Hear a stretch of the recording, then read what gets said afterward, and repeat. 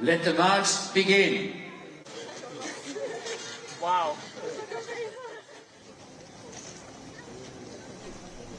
Participants are walking the 3.2-kilometer route from what was then called Auschwitz I to Auschwitz II, which is also known as the Birkenau extermination camp. Thousands of Jewish and non-Jewish students and adults from around the globe are marching alongside of survivors in memory of the 6 million Jews who were murdered in the Holocaust and in honor of those who survived. Those who are here will walk in the same footsteps that were taken by Jewish prisoners between Auschwitz to the Birkenau gas chambers, as well as the same route that was taken when the Nazi captors forced the prisoner population, the remaining prisoner population, onto death marches from the site near the end of the Second World War in attempts to flee the approaching Allied forces, I should say, to evade them. 6 of the 55 Holocaust survivors who are here today are also among a delegation of victims of the Hamas massacre in Israel. And they're here, and the ones who have joined us today have been personally impacted by the atrocities committed on October 7th in Israel. Earlier today, I spoke with the father of a young girl who was abducted on the 7th of October, Emily Hand. Earlier today, I spoke to Thomas, her father. This is Thomas Hand. Thomas, thank you for being with us today. You're the father of a young girl. She was 9 years old, Emily Hand, who was abducted by Hamas on the 7th of October and taken captive and held inside of Gaza for 50 days. Yeah, she was 8 years old when they took her, and she was 9 years old when they gave her back. What did she experience while she was there that you can share with us? Lack of food, lack of light, lack of freedom, lack of privacy. They had to endure a lot of uncomfortable things. I remember you telling us that after her captivity, when she was freed, that she would speak like in whispers in a very hushed voice because she was ordered to remain quiet at all times. How is she now? Back to her old self. She's nice and loud, yeah. I'll never tell her to be quiet again. Tell us about some of the activities that Emily is participating in now. Well, everything is a therapy to get her confidence, self-confidence back in. So she's horse riding, which, if you can think about it, she's on a horse, massive beast, and she's in control of it. It gives her a lot of confidence. Dog training. She was doing singing on stage to project her voice again. Anything that we can think of to help. How have you as a father recovered from this captivity? Because the impact on you must have been enormous. And tell us about why you're here today. What's your message? Obviously the impact was horrendous. I thought she was dead. Then she wasn't. She was captive, even worse than death. And then we finally got her back somehow. It was a miracle that we got her back. And I'm here today to remember the fallen, the millions of Jews and other groups of people, minorities. But also it's very significant this year, particularly because we are living in the second Holocaust, the second genocide, attempted genocide. And we'll survive this as well. The Jews will always survive. What do you feel about the current surge of anti-Semitism that is sweeping the world right now? I'm sorry, but I hate the word anti-Semitism. It's too nice a word for it. It could be a lovely flower or a lovely butterfly. Have you seen an anti-Semite recently? Anyway, it's terrible, and it comes from pure Jewish hate of the Jews for God knows what reason, and ignorance, basically. Read a book. You originally, you came from a different country to live in Israel. How has your home nation, the nation of your birth, reacted to Emily's captivity? I don't know about the people themselves, but the government of Ireland really, really were critical in getting Emily back. No matter how they portray themselves on the television or into public, they were crucial in getting Emily back.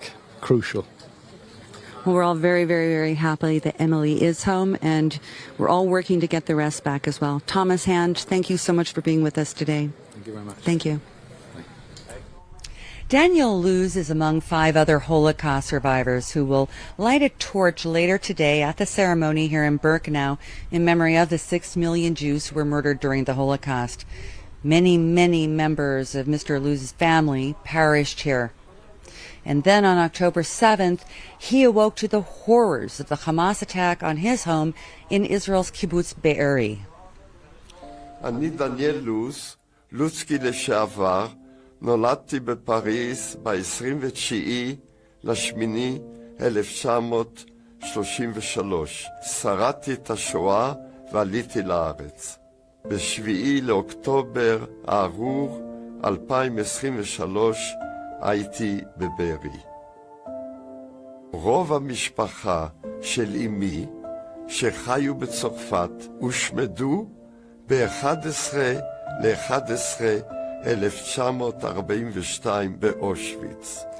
אבי בתחילת המלחמה נלקח למחנה של גברים בסן-דני ליד פריז. אני, אחותי ואמי, אחרי גלגולים רבים, הגענו למחנה אחרון ב-1944 כבר, ושם ראינו עד כשאמריקאים שפלשו לנורמנדיה שחררו אותנו מהמחנה. פעם ראשונה שהרגשתי סכנת חיים זה ב-7 לאוקטובר 2023 בבארי, ב-6:30 בבוקר, שהתחלתי לשמוע צעקות בערבית על ידי ויריות. זה היה מפחיד. יש לי קריקטורה שבתחילת המלחמה שלח לי ידיד מאיטליה, ילד מהשואה לפי הביגוד, נפגש עם ילד ישראלי לפי הזה, ואחד נוגע באצבע של השני, ואחד אומר לשני, אני סומך עליך. ואני מרגיש בדיוק שאני בעצם שני הילדים.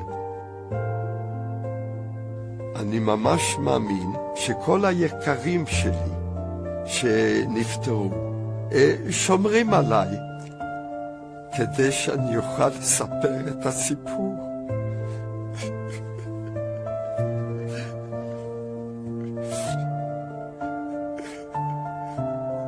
את הסיפור שגם מה שהם עברו, כל אלה שלא היה להם המזל שלי.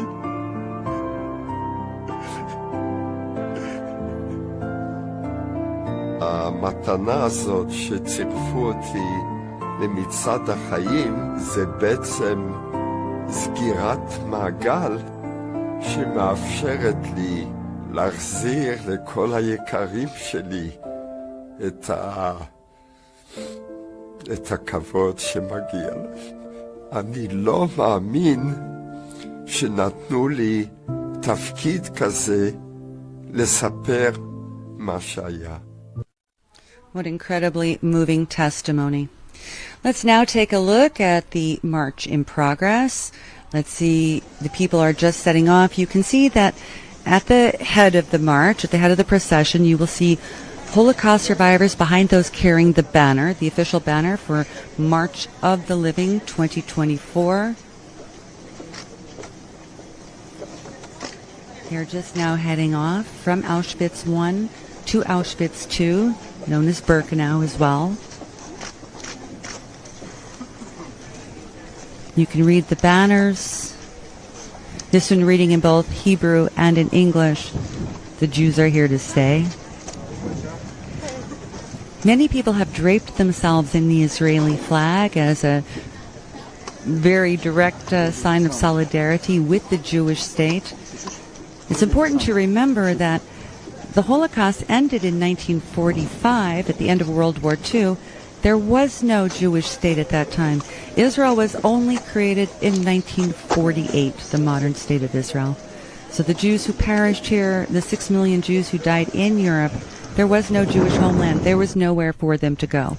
That is a situation which has now changed dramatically, even though on the 7th of October, the greatest atrocities ever that have been perpetrated against the Jewish people took place on the 7th of October, but in an entirely different environment. There is a Jewish state. There is a Jewish army. The Israel Defense Forces immediately began fighting back the same day as October 7th during the attacks and in full force within just hours afterward. The atrocities that were committed during the Holocaust gave rise to that call, never again.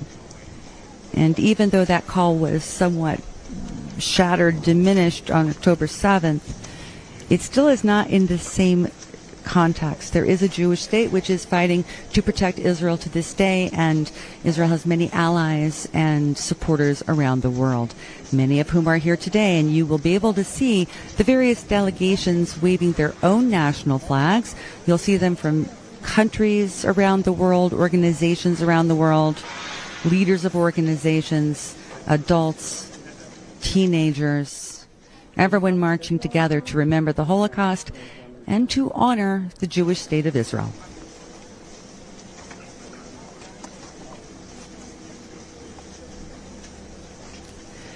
Earlier today, I spoke with Haim Taib. He's the grandson of a Holocaust survivor from Tunisia. He is the founder and the president of the Mitrelli Group and the Menamoddin Foundation, which has been taking a more active role in a different turn since the atrocities on October 7th. Let's listen. Joining me now is Haim Taib, who is the founder and the president of the Mitrelli Group and the Menamoddin Foundation, which is dedicated to preserving the memory of the Jews of Tunisia and North African countries who also suffered during the Holocaust, although this history is often overlooked. Let's start today, however, with the fact that your foundation organized the delegation of survivors of the October 7th massacre. Tell me about that, please. What happened in Israel in October 7, it's horror. And immediately after, I decided that as a grandson of a Holocaust survivor from Tunisia, I must do something.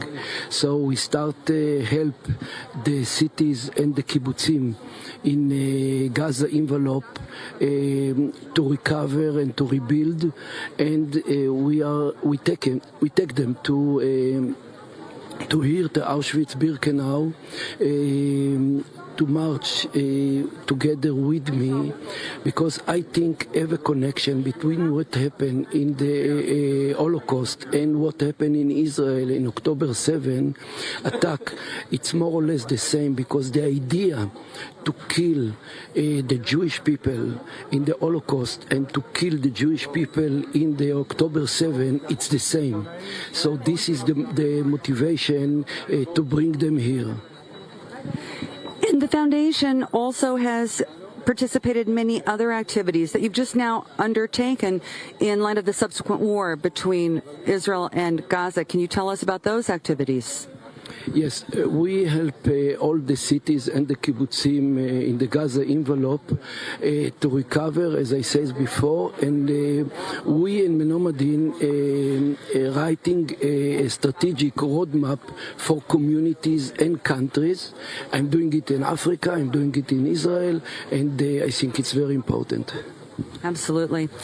Now, last year you lighted one of the torches of remembrance specifically for the Jews of Tunisia, North African countries, along with your wife, Iris, who's also a third-generation Holocaust survivor. Tell us what that was like for you. It was very emotional.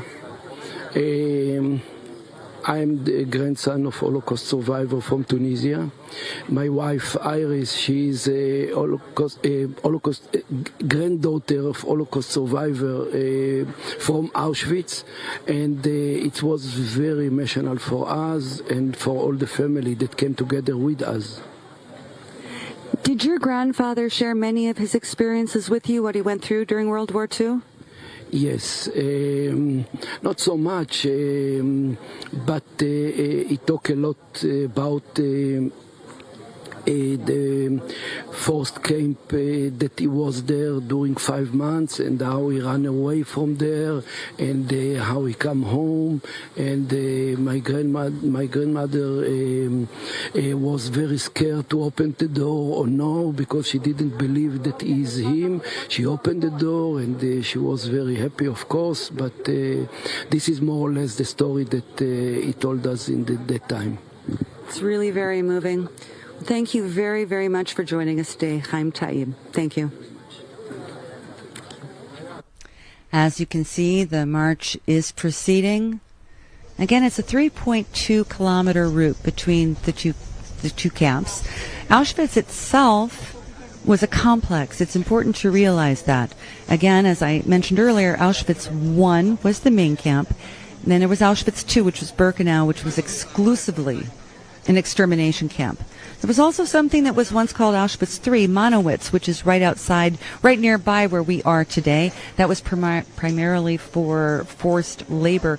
But there were at least another 37 sub-camps, satellites.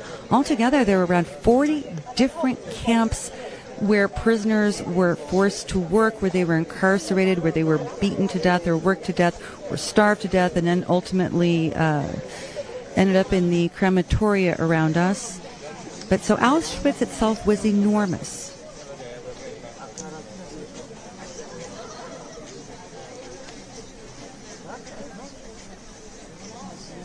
Gabriella Karin is a Holocaust survivor and the author of a book called Trauma, Memory, and the Art of Survival.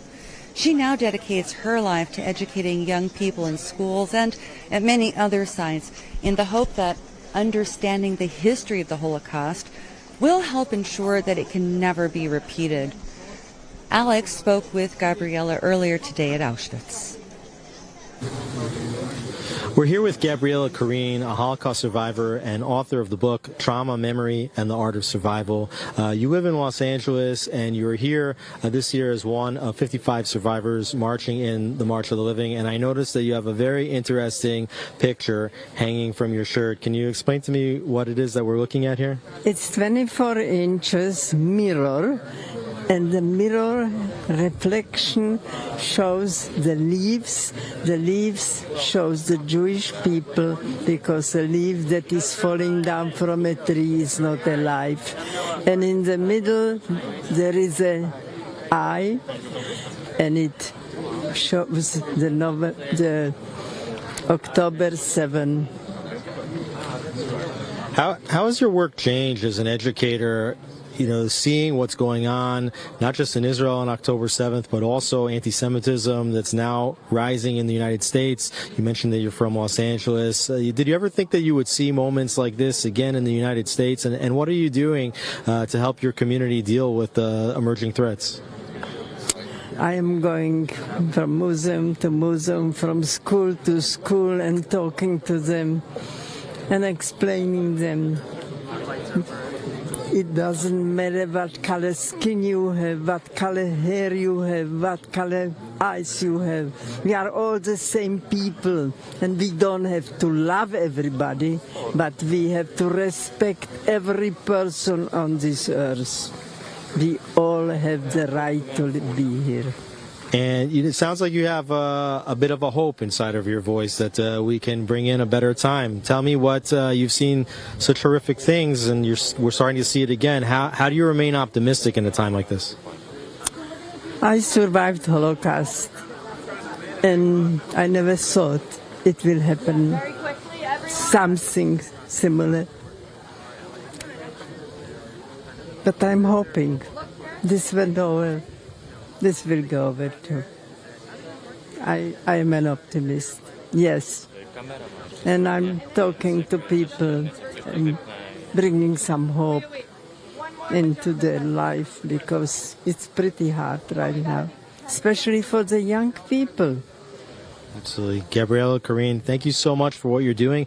Thank you for being here on this March of the Living. It's an incredible effort you've made to be here and for bringing message of hope and peace and history to the next generations of Jews in the United States and elsewhere. Thank you for being with us on the March of the Living. Thank you. Thank you so much. What a wonderful perspective she had. Well, the Nazi genocide was aimed at exterminating every Jew on the planet as part of their so-called final solution. This evil plan was executed primarily between 1941 and 1945, when the Third Reich and its collaborators systematically murdered at least 6 million Jewish people, totaling about 2/3 of the population that had been living in Europe.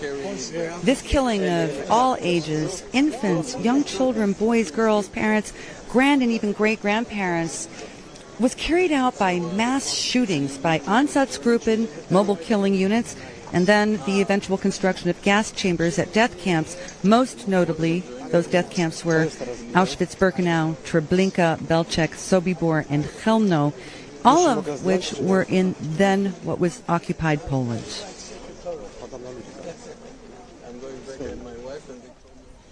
Now we're going to join Alex along the march. He's there marching with several participants, and he's going to stop and speak with some. Hi, we're here with Yuval Yeni, who's acting Mankal Director General of Kakal, which is Keren Kayemet Israel, in some way affiliated with the JNF Israel, and also David Yari, who's a board member of Kakal.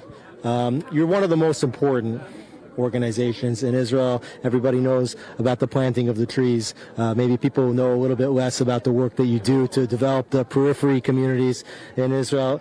Tell me a little bit about why it's so important to be here on March of the Living this year. First of all, this year represents also 80 years of the deportation of the Hungarian Jews. So we just came as a mishlachat. We're here with all the directors and vice chairs of Kakal. We came from Hungary, where we're in Budapest. And now, where they all ended up here by train tracks. If you look right to the left, the train tracks where they were taken to Birkenau and where the Jewish people were murdered in mass in just the waning months of the war. And so, more than ever, what Kakal has done is put a lot of emphasis on education, on the next generation. And so, coming here and making a statement with our education department and our team to make sure that the next generation understands the importance of not only never forgetting, but taking action in face of what's happening in the Jewish world. You want to tell me a little bit about what Kakal is doing since October 7th in Israel? Well, actually, since October 7th, Kakal is helping a lot to the people in the south and the communities also. First of all, we in the first months we took people outside to safe areas to live there and be there and give them educational activities. In addition, 2 weeks ago we decided to cooperate with the state to build transition to the Kfar Aza village to Kibbutz Ruchama.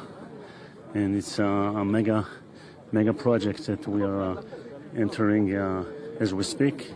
Hopefully till Rosh Hashanah, the first people will enter the Kibbutz Ruchama. And of course, Kakal will be in the near future, in the long run, to help the people in the south, Tef Aza. And we hope really to have better times. Am Israel Chai. Yuval, thank you so much for being with us on March of the Living. Thank you. Following the 1938 Kristallnacht, Night of the Shattered Glass pogrom, many Jewish parents made the unimaginably difficult decision to send their young children away alone on something that was called Kindertransport, meaning the transportation of children. And some 15,000 Jewish children were sent from Germany, Austria, and Czechoslovakia abroad, predominantly to the United Kingdom. The barbaric Hamas terror attacks in Israel on October 7th sparked harrowing memories of the dangers that are posed to Jews by those children, what they experienced then, now they're adults, of course, and what they endured as children. Two of those men are Walter Bingham and Paul Alexander.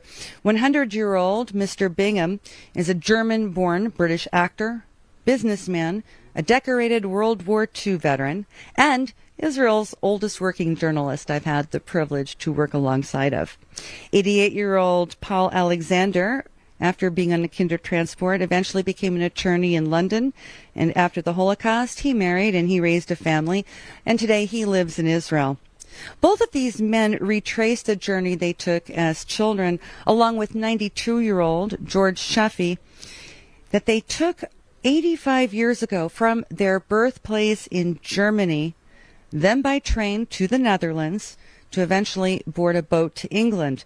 Again, along that very same route they took 8.5 decades ago, as we will see here in the documentary called The Journey of Hope. The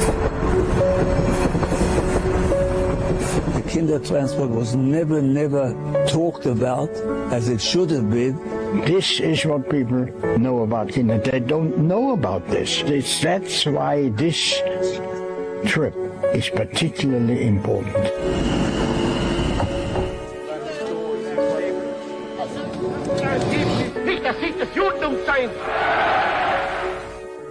The Nazis came to power and immediately it changed. We were trapped. It was a slow strangulation of Jewish life.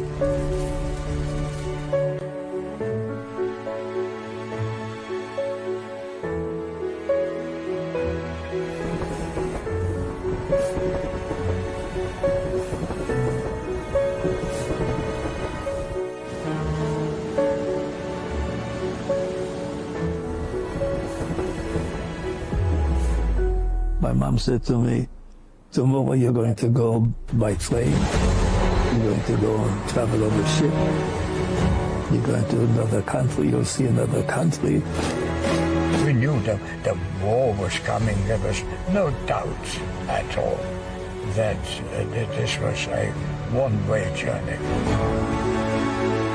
I'm looking at that. I was crying. We were like that. Yeah. We were like that. I can't imagine when the train pulled out and we waved. What the parents were thinking of. They must have broken down. They took me to the station and put me into the arms of a stranger at the age of 1 year. 1 year and 7 months. They pushed an empty carrier home. Who knows what went through their minds. The tragedy of the Holocaust is not only Auschwitz and Birkenau.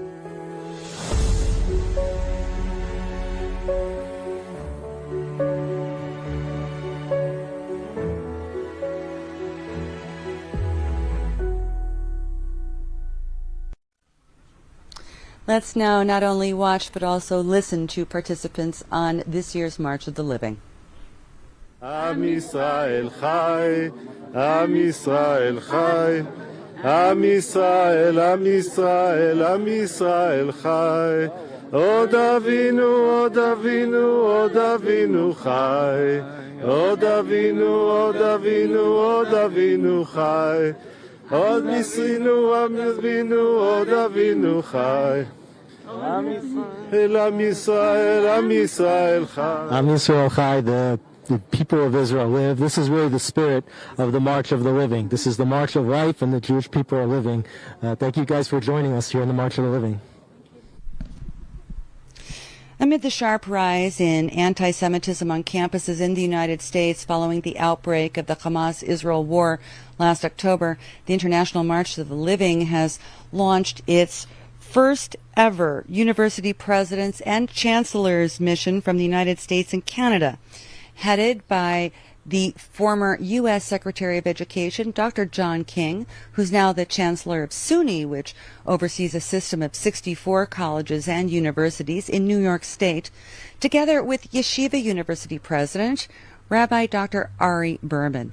The delegation includes a diverse group of leaders from higher academic institutions, including public, private, Catholic, evangelical, and historically black colleges and universities. Alex brings us this interview with both leaders from Auschwitz. We're here with Rabbi Dr. Ari Berman, president of Yeshiva University, which is my alma mater. You are leading a group of several university presidents, seeing what's going on university campuses right now as we're holding this March of the Living. Tell me, what is the meaning of having this march at this time with these university presidents, and what's your message to these presidents? Yeah, thank you so much, Alex. Look, there's a rising tide of anti-Semitism across the world, especially on college campuses. We're here as university presidents on the place where the greatest horror in the history of humanity took place, to recognize that unchecked hate leads to clear and present danger. And we together, the leadership of universities, together with all people of moral conscience, need to work to eliminate hate and anti-Semitism from our campuses and from the world. We've seen different responses to anti-Semitism, to anti-Israel protests, the encampments on college campuses. You've been able to provide some thought leadership to university presidents. What is your message to those presidents on how to deal with the urgent situation taking place on the campuses today? Well, we need to differentiate between free speech and hate speech. We cannot allow one group of students to intimidate another. This is not a matter of freedom of expression. It's a matter of student safety. In addition, we need truth. The point of higher education is not to equivocate. It's not to host conversations, but it's to educate. And here, I can share with you, because I've spoken to college presidents from across the country. After October 7th, we brought together over 100 college presidents who were able to sign a statement that said, we stand with Israel, with the Palestinians who suffer under Hamas's cruel rule, and all people of moral conscience, that we stand against terrorism. And the truth is that Hamas is a terrorist organization whose charter is to destroy the Jewish state and its Jewish citizens. And if we all speak with clarity, then this whole conversation, the complexity of the other pieces, could then unfold in a rational, civil manner. We just need to be clear. And the lessons of the Holocaust is that when hate is expressed, when there's a group of people calling for a genocide, you should believe them, and you should counter them, and you need to combat them with everything that you have. You have a lot of university students, Jewish students, saying that they no longer feel safe on a lot of university campuses. What's your message to the university presidents about how to protect, defend Jewish students on campus? Look, this is very important. We opened up our transfer portal again to allow for more students. We have over 53% transfer students, an increase in transfer students at Yeshiva University. But we cannot hold every Jewish student in the country, nor would it be good for America and our society for it to happen. Campuses need to be safe for Jews, not free from Jews. And that's what I tell our university presidents. And I'm happy to share, like with this delegation here, there are a number of good, excellent people and excellent universities. We hear often in the press the bad actors are the ones who can't control their campuses. I can tell you that there are many, many more great people, excellent campuses, people who speak with moral clarity and truth, as represented by the delegation of university presidents who've come to Auschwitz to make a clear statement about how we must rally together against anti-Semitism and hate. Rabbi Dr. Ari Berman, president of Yeshiva University, thank you so much for being with us here on the March of the Living. Thank you, Alex, and thank you for your work and the incredible work of March of the Living. This is so essential that we keep memory alive, and that each of us in the Jewish community and around the world continue to learn the lessons of anti-Semitism as expressed in this horrific tragedy of the Holocaust. Thank you.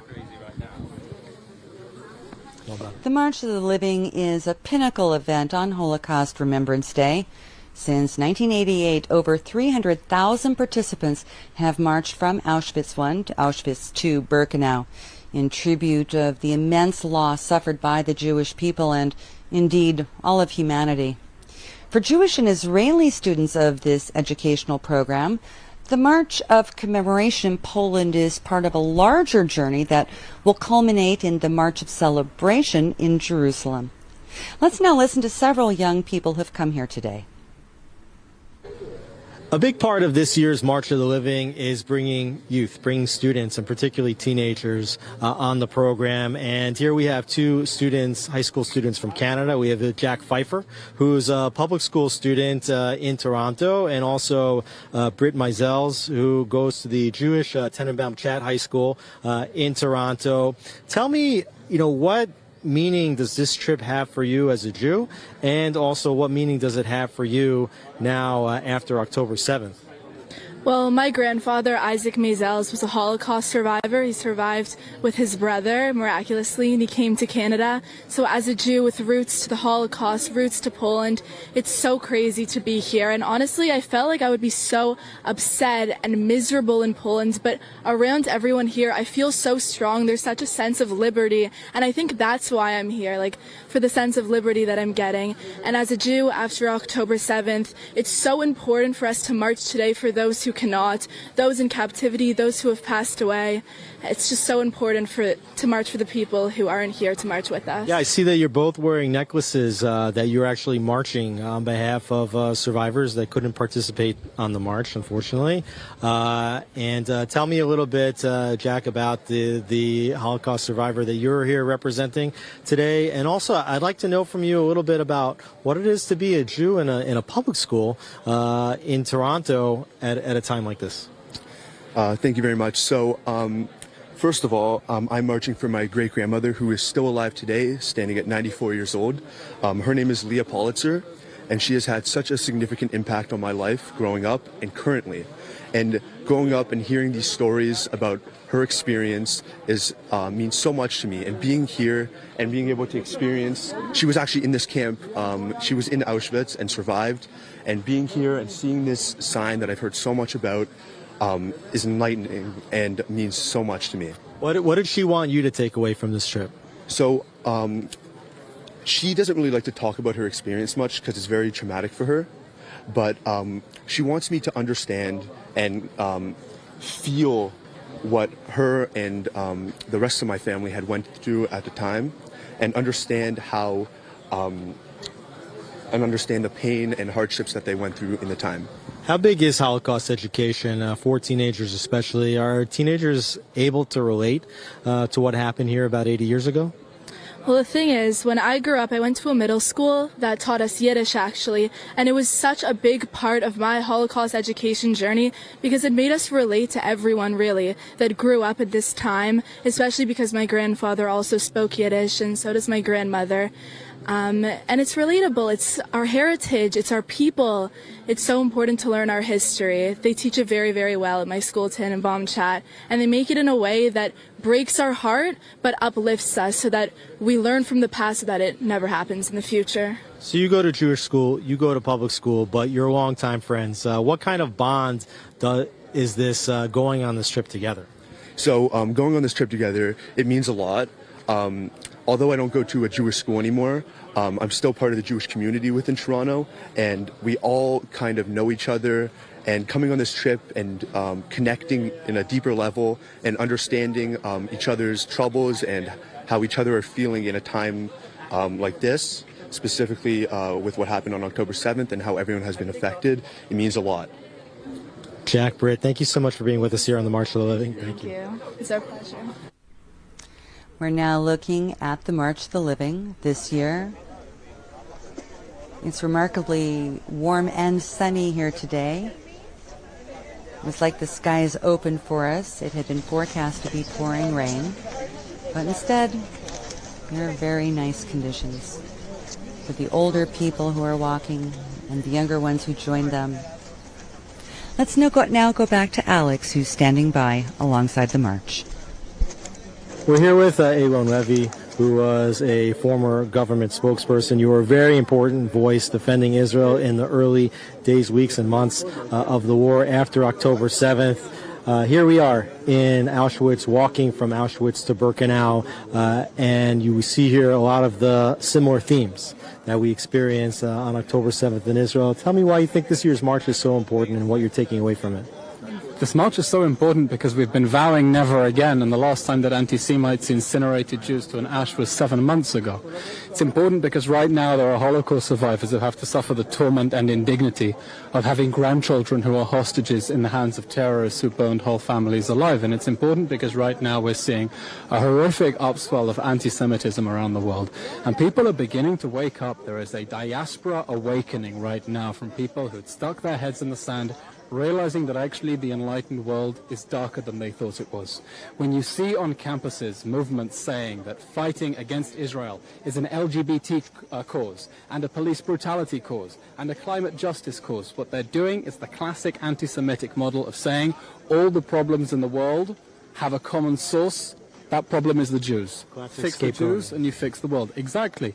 Because if they think that the original sin of their societies is colonialism and white settler violence and imperialism, they take the story of a persecuted and scattered people returning to their ancestral homeland. This is historically indisputable.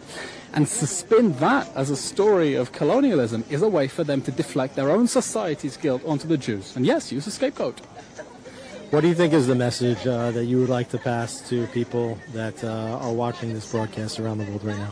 First of all, if we're talking about Jewish communities, the importance of unity. If we don't stand tall, united, our enemies are going to pick us off one by one and eat us alive. We do not have the luxury of continuing our Jewish wars, and that's why it was so inspiring in the early days of the war to see how Israeli society came together. That diaspora awakening has to continue. Gen Z, Gen Zionists, I call them, realize that being a Zionist, being a Jew means standing up to the bullies. You can't let them call you names, you can't let them beat you down, you have to stand up, be counted, and fight back against the wave of anti-Semitism that we are seeing now, because we can't allow it to win. And what the Holocaust reminds us, perhaps different from other anti-Semitic persecutions in the past, is that even in the most advanced, sophisticated societies, and specifically in the most advanced, sophisticated societies, are capable of the most horrific hatred and violence. We have to stop it in its tracks before it's too late. Elan Levy, thank you so much for being with us here on March of the Living. Thank you very much, Alex. Among the grisliest discoveries at concentration camps by Allied forces who liberated them were storerooms of mounds of hair that had been shaved from Jewish prisoners upon their incarceration, or from women before their deaths in the gas chambers, or even after being murdered. This hair was actually collected by the Nazi SS to be sold to German companies as raw materials for a variety of purposes. Bales of hair cloth and nearly 2 tons of human hair removed from an estimated 40,000 victims are on exhibit at the Auschwitz Memorial still today.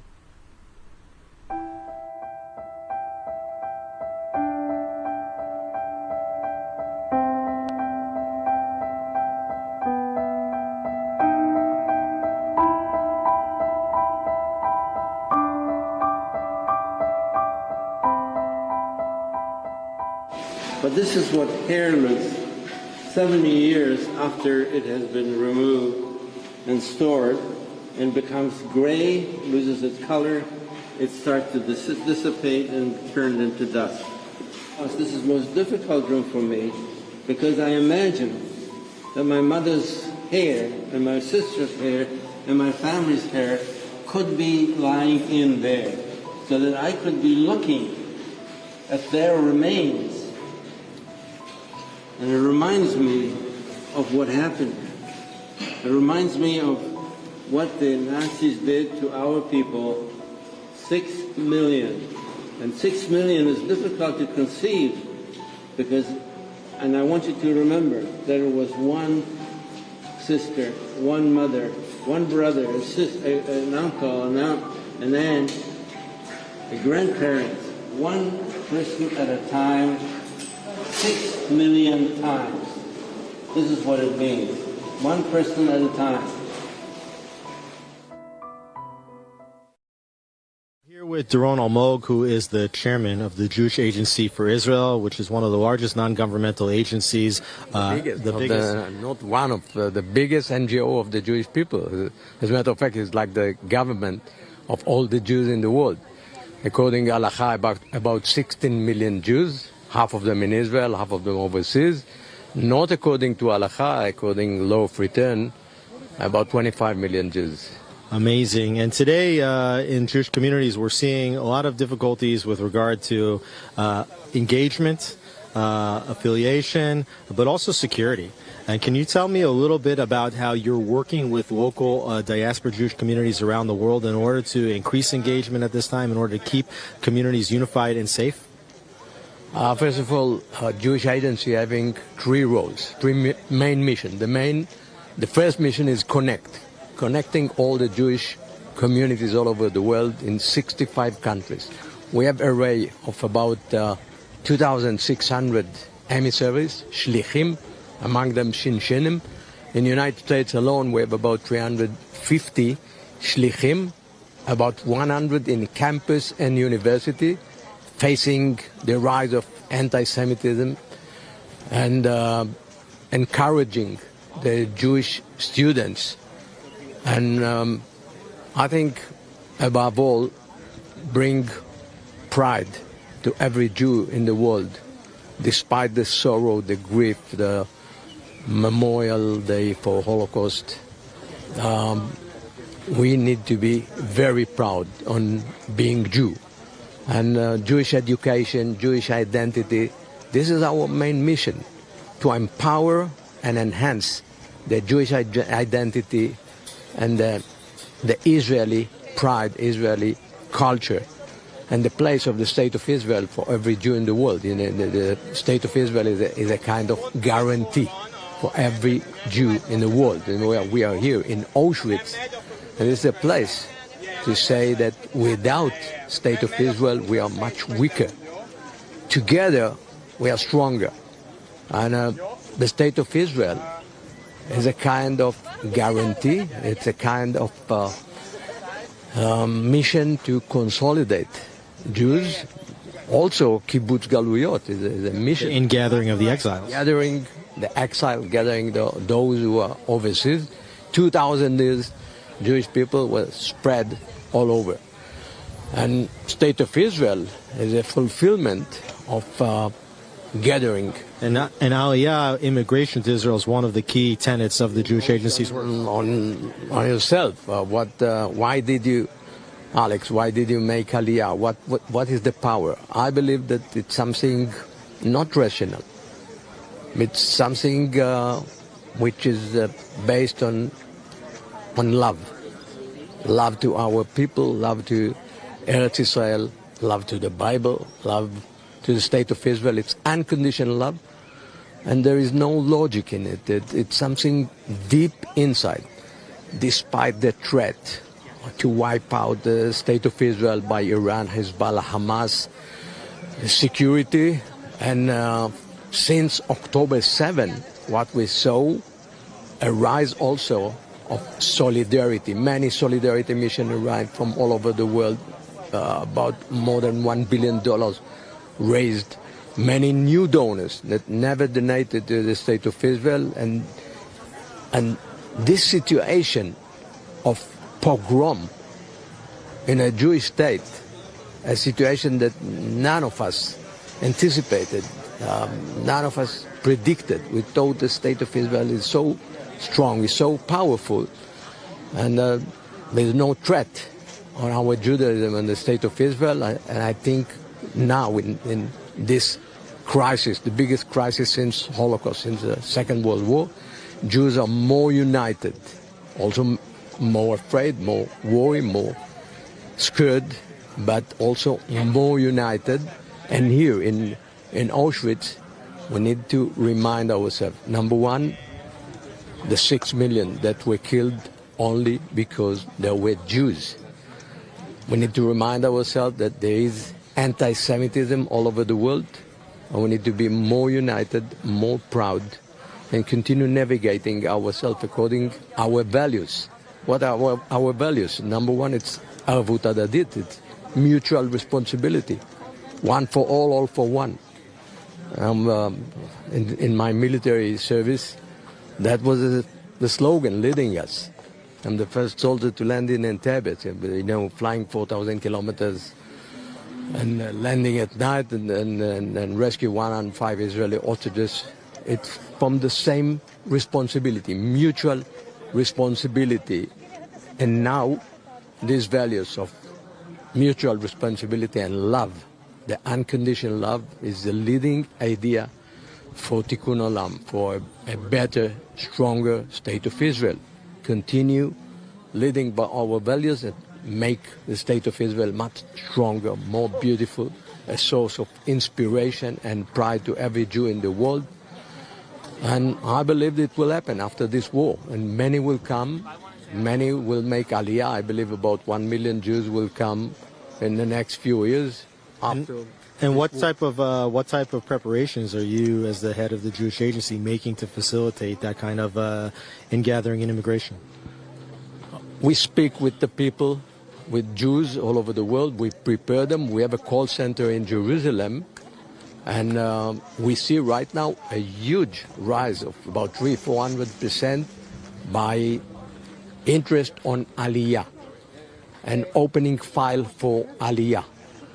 What we do, we start the preparation overseas. For instance, if you're a doctor in physician living in Paris, but you are not authorized by Israeli Health Ministry to work as physician in Israel. So we start the preparation while you are overseas on everything. If you are a lawyer or engineer or whatever, we start the preparation overseas, getting the authorities. We start teaching Hebrew. Now, what are the conditions for good Aliyah? Number one is the Hebrew, the language, highly important, number one. Number two, the job, occupation. So we start preparing the occupation while they are overseas. Number three, Israel is very expensive. And also we need to assist the new Olim by reducing life standard, maybe focus on buying house or apartment. So these are the main issues that Jewish Agency right now focus. Also rehabilitation of the state of Israel in south and north, rehabilitation of those who are right now, the Israelis who are right now like refugees, about 150,000 Israelis that were taken from their home in the south, some of them from my family. 2 members from my family in Kibbutz Kfar Aza were killed. Nadav Goldstein Almog, 49 years old, and his daughter, Yam Goldstein Almog, 19 years old, was killed, and 4 were taken hostage. But the family is still in Kibbutz Shfaim. Many Jews, Israelis from north of Israel also staying in hotel, motel, more than 6 months of this bloody war. So rehabilitation of the Israeli population, preparing them to get back. It's about small business support for soldiers. It's about victims of terror support. We give cash money to those victims of terror, 4,000 shekel, and more 25,000 shekel later. Resilience and mental treatment. We do a lot. Jewish Agency, more partnership. We do all over the world and mainly in Israel right now for continue building our beloved country. So state in the world. Working inside Israel and outside Israel around the world, you really do have your work cut out for you, especially at this time. Doron Almog, chairman of the Jewish Agency for Israel, thank you so much for being with us here on the March for the Living. Thank you, Alex. Maybe another point there, I must personally remind us. The first to be killed were disabled people and disabled children, those who were named retarded. I'm a father to a child who was born with severe brain injury. And I don't know if you're aware, but Hitler, Ymar Shmo, issued order named Tifo Aktia at the first day of Second World War, September 1st, 1939. And about 200,000 were gathered and killed in small destruction camps. A pilot of the big destruction camps, like Auschwitz, and some of the remainders of Nazi's family volunteering in a village that we built for severely disabled children. And they are saying we are here for Tikkun Olam. No more racism, no more discrimination. The family members of Nazis, we need to make Tikkun Olam. A message of strength, a message of peace, a message of hope. Doron Almog, thank you so much for being with us. Thank you, Alex. Marching today is also a delegation of TikTok creators from around the world who came here to bear witness to the Holocaust amid massive online anti-Semitic content on social media platforms. This unique delegation is very important at this time. Let's hear what members had to tell Alex. Hi, we're here with three content creators with large followings on TikTok.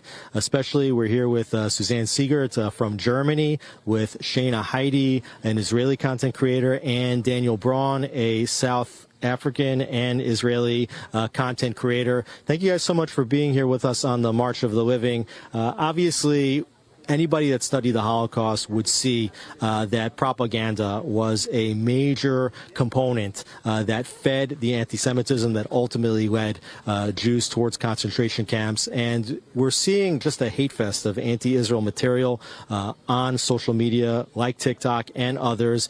Tell me, Suzanne, what is your approach as a content creator to defending Israel? From Germany, so of course it's important to talk about our history and to just educate, because I think a lot of times, like, bad comments I get, they come from people not knowing, and so when I tell them where, for example, conspiracy theory is coming from, or hate is coming from, anti-Semitism is coming from, I think that a lot of the times that can change, just by educating people. Shana, can you tell us a little bit about what it is to fight the algorithms on TikTok? We've seen that sometimes anti-Israel material can spread at a 10 or 100 to 1 rate against pro-Israel content. How are you able to get your message out there?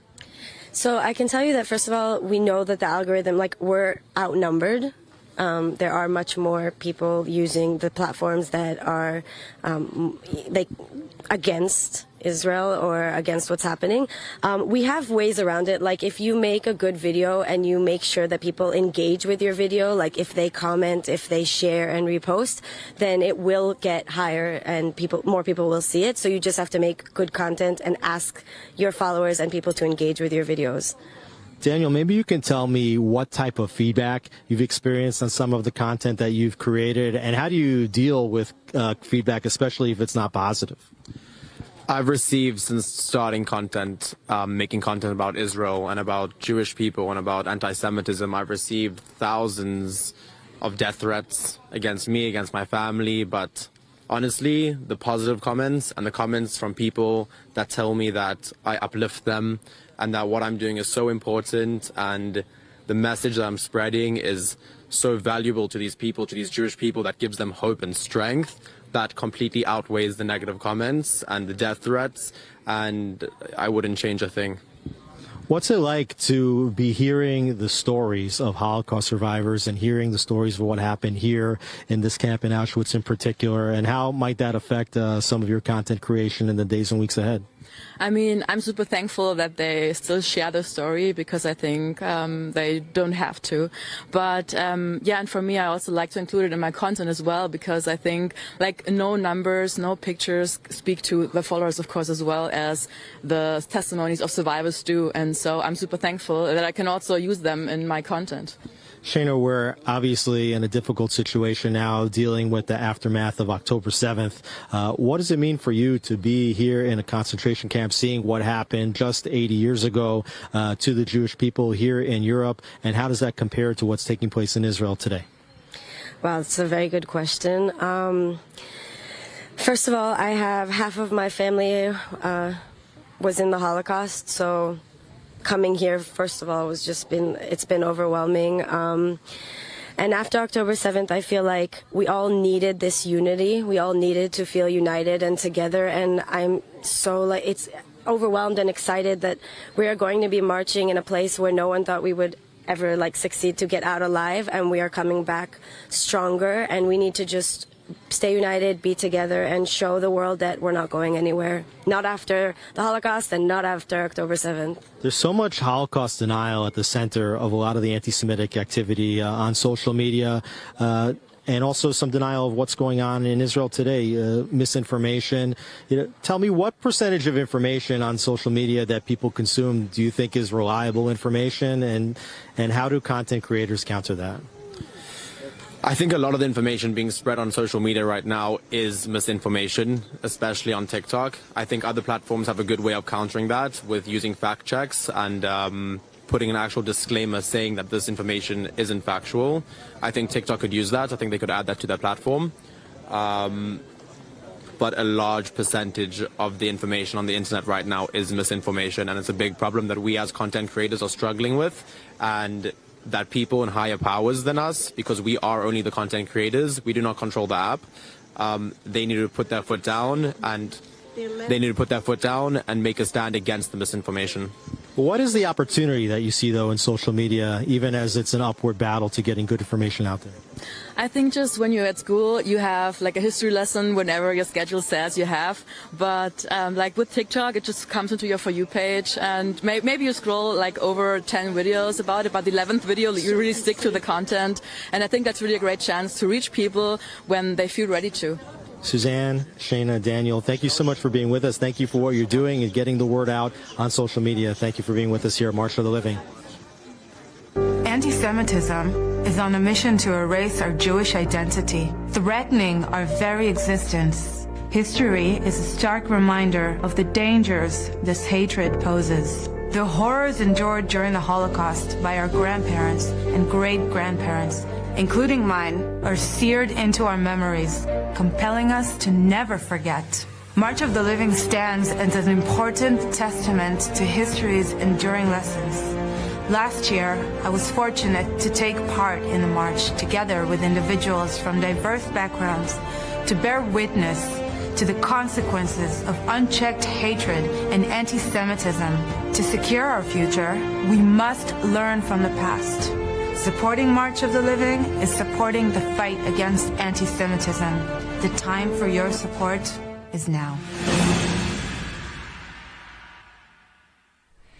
If you notice, the March of the Living has just entered the grounds of Birkenau.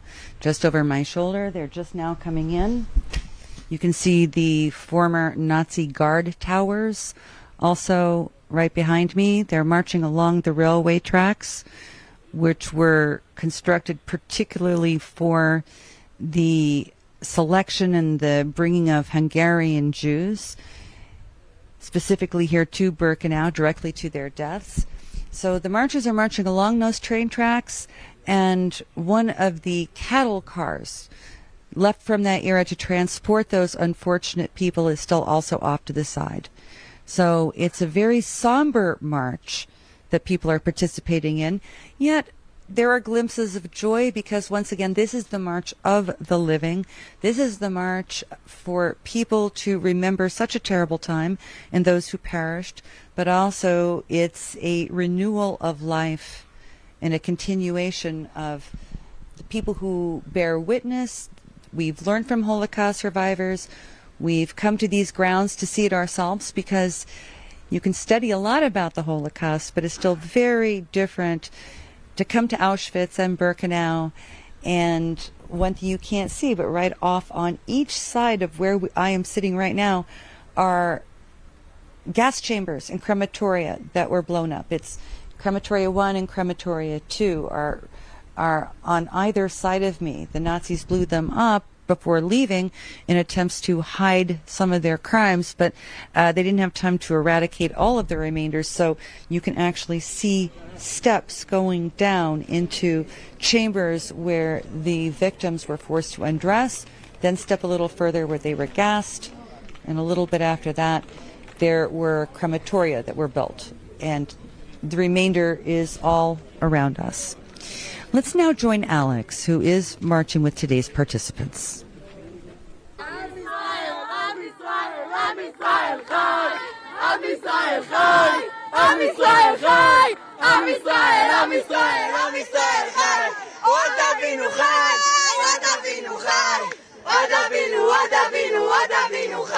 Well, one second. We're here with some Benot Sheirut. In Israel, in Israel, that a lot of women, young women, they go to national service in lieu of army service, and they're doing all kind of frameworks throughout the country. Now you guys are here on the March of the Living. It's a special time to be in Israel after October 7th. Tell me why you're here and why is this so important? We are here to represent our country and to tell Am Yisrael Chai, it's not depend what been for us. We are here and we saying Am Yisrael Chai. Am Yisrael Chai! Am Yisrael Chai! Am Yisrael, Am Yisrael, Am Yisrael Chai! Am Yisrael Chai! Am Yisrael Chai! Am Yisrael, Am Yisrael, Am Yisrael Chai! Od Avinu, Od Avinu, Od Avinu Chai!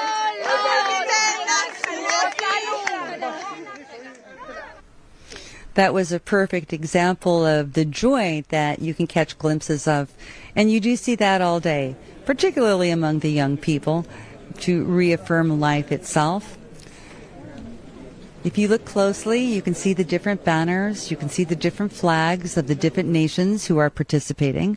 That, of course, is the Israeli delegation. You can see the Israeli flag waving there. You can see army veterans, young people, leaders. They're now approaching where the ceremony will take place this afternoon, again along the railways. You can also see the Nazi guard towers, the barbed wire. That was electric barbed wire at one time. Anyone who touched it would be electrocuted to prevent escape. And of course the infamous gate. When most people think of the Holocaust, they think of that gate. Here now we have another delegation, also from Israel.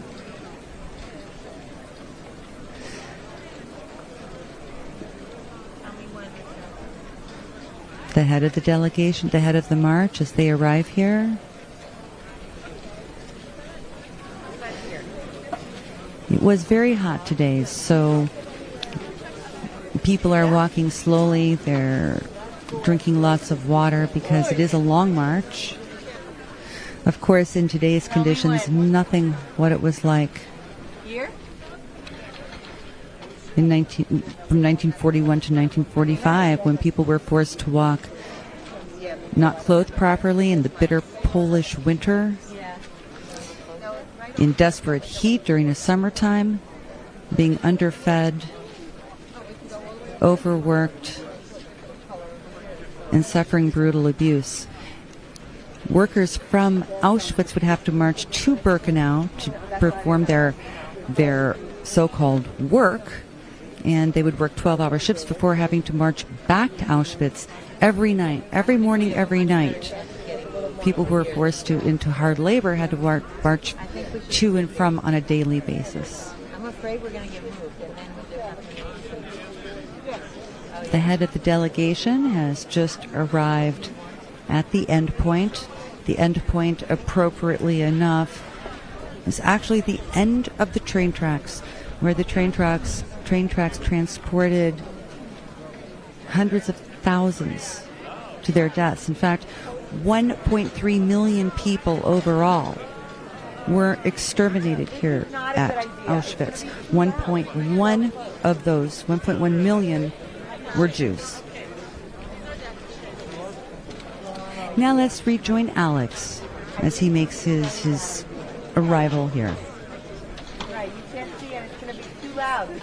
We're here with David Benson. You are third-generation Holocaust survivor. Your grandmother, Sidonia Lax, participated in this trip at least 10 times, and you yourself have been on this trip now 8 times. Can you tell me, what brought your grandmother to come so many times on this trip, and what's brought you to come so many times on this trip, even now after your grandmother has passed away? Sure. I think it really, starting with my grandmother, the importance of coming on the trip and really bearing witness to everything else, including her own experience, obviously, but telling her experience firsthand to all of the kids that come. I think my drive to come on the trip as well is very similar. I was with her in 2013 for the first time, and I made a commitment to her at right in that moment that we were walking together in Majdanek, actually. And I committed to her that I would come back with her every year when she wanted to come, and when she wasn't able to, that I would come in her place. So I do that now. She passed 2 years ago, and I come on her behalf and I tell her story as I did this morning, and I march on her behalf. Does it feel different this year? It feels different every year. I think every trip is a unique experience. Every trip, every kind of time I come here, I get something new from it. But I think definitely this year is unique for sure. And what's your message to people when you tell your grandmother's story?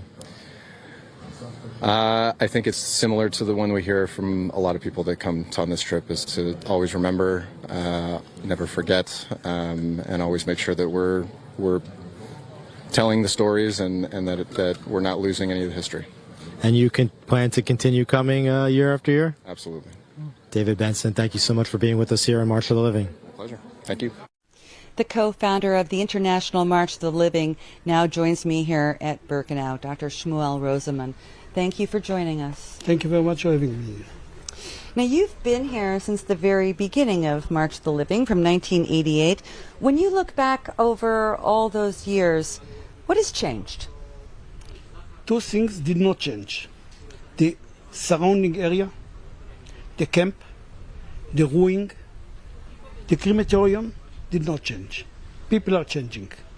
People are coming here, and everyone during the years, 36 years, are coming with a different kind of, I would say, carrying things on the soldiers.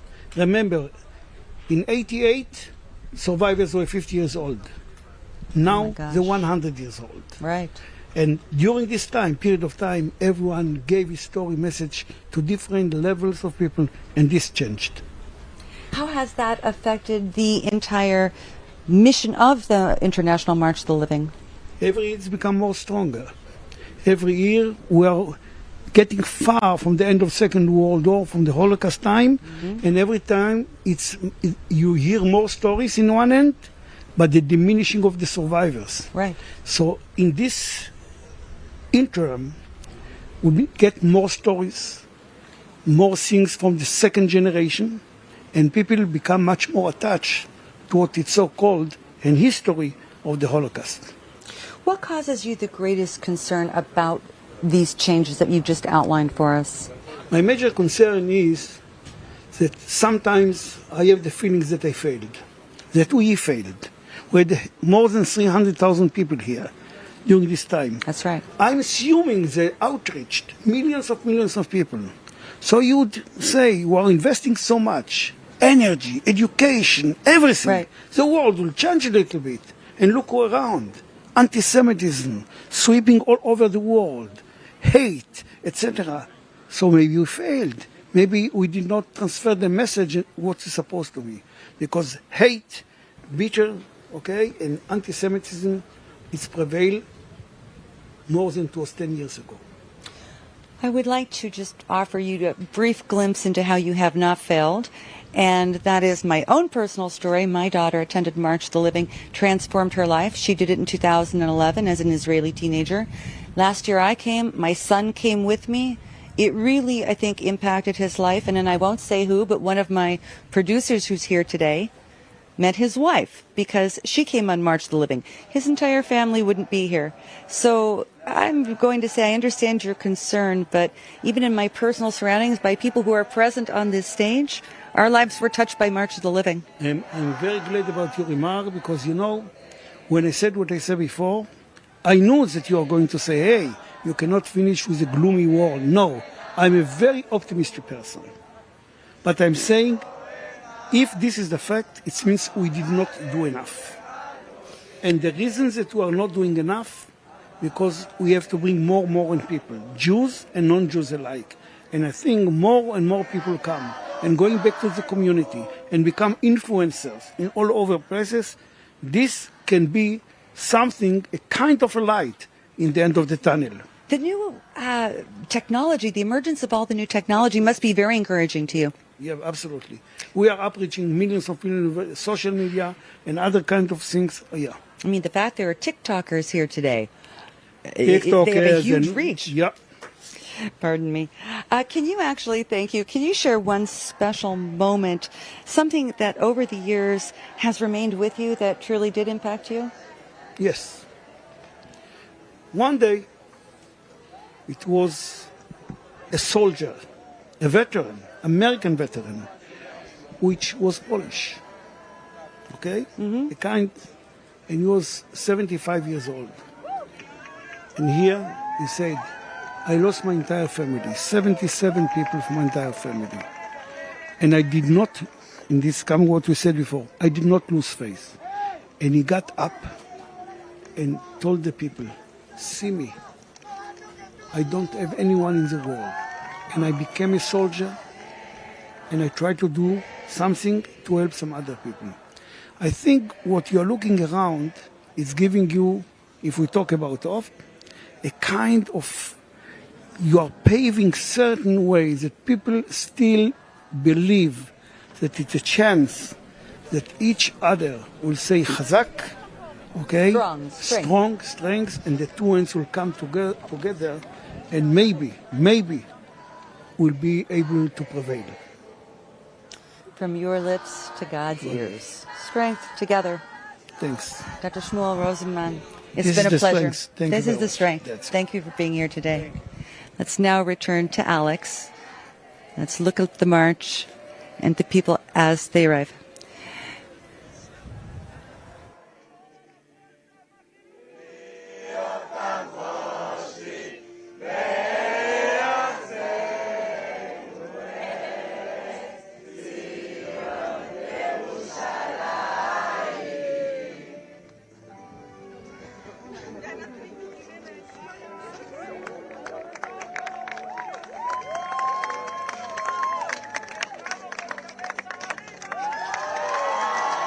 We're here with Paul Goldenberg, who is the Chief Policy Advisor for the Rutgers Miller Center for Community Protection and Resilience and Center on Policing. This is not your first March for the Living. Tell me why you're here again and why it's so important to be here.